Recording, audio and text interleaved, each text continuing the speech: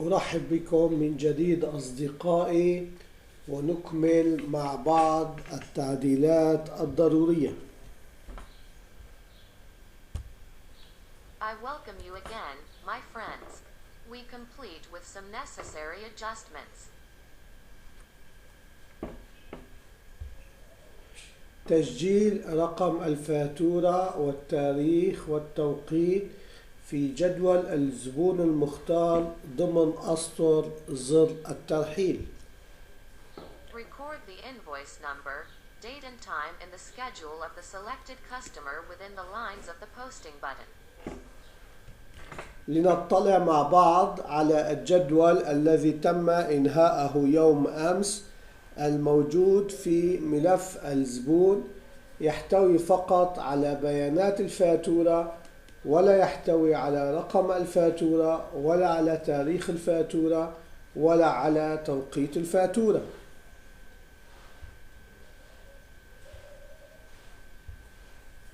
Let us see together on the schedule that was completed yesterday, which is in the customer's file.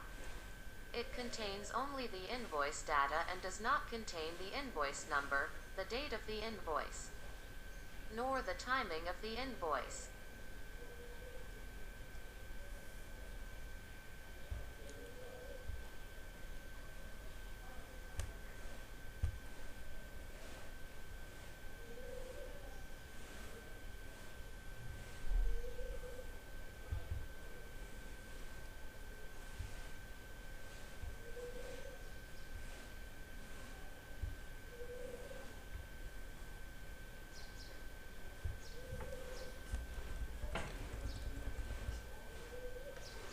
يجب أن نكتب سطر برمجي قبل لصق البيانات في الملف، وهذا السطر سوف يحتوي على بيانات خاصة برقم الفاتورة وتاريخ الفاتورة وتوقيت الفاتورة.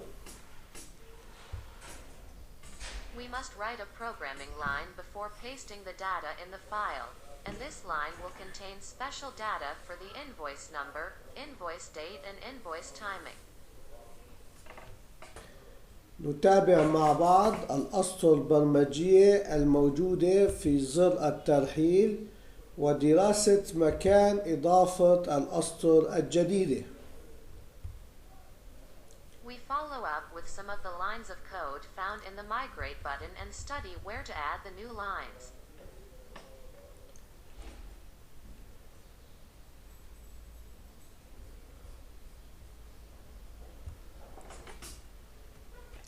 في هذا المكان عندما نبحث عن السطر الفارغ في الجدول ونقوم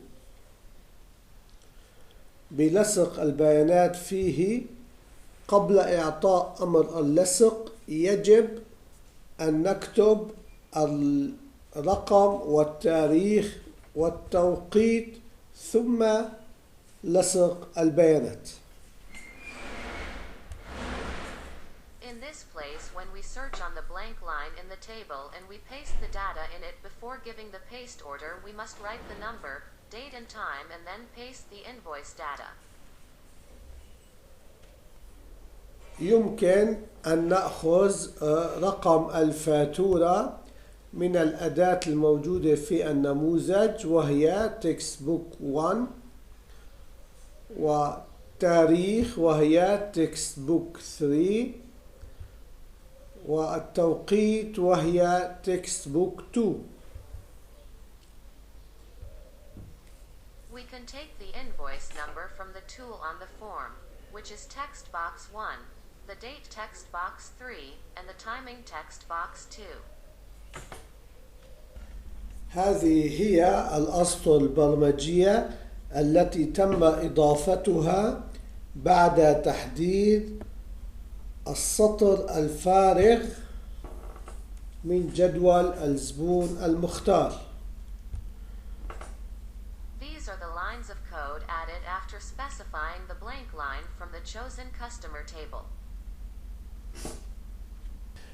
عند تحديد الخلية الفارغة نكتب فيها رقم الفاتورة ثم ننتقل إلى الخلية المجاورة ونكتب تاريخ الفاتورة، ثم الخلية المجاورة نكتب توقيت الفاتورة، ثم يتم تحديد الخلية المجاورة ليتم تنفيذ الأسطر التي تقوم بلصق بيانات الفاتورة.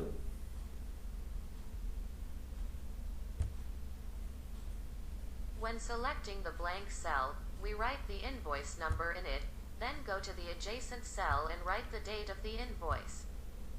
Then the adjacent cell and write the invoice timing, and then select the adjacent cell to execute the lines that paste the invoice data.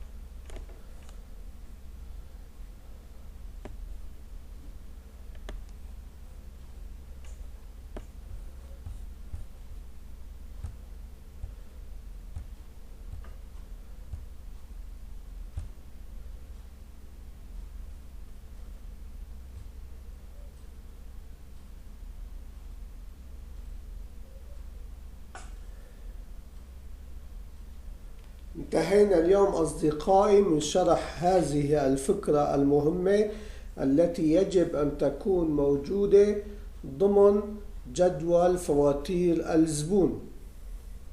نلتقي غدا إن شاء الله مع تعديل جديد في هذه الأسطر لكي يمكن أن نضع فاتورة أخرى في الجدول نفسه. يجب أن نبحث عن السطر الفارغ في هذا الجدول. إلى اللقاء.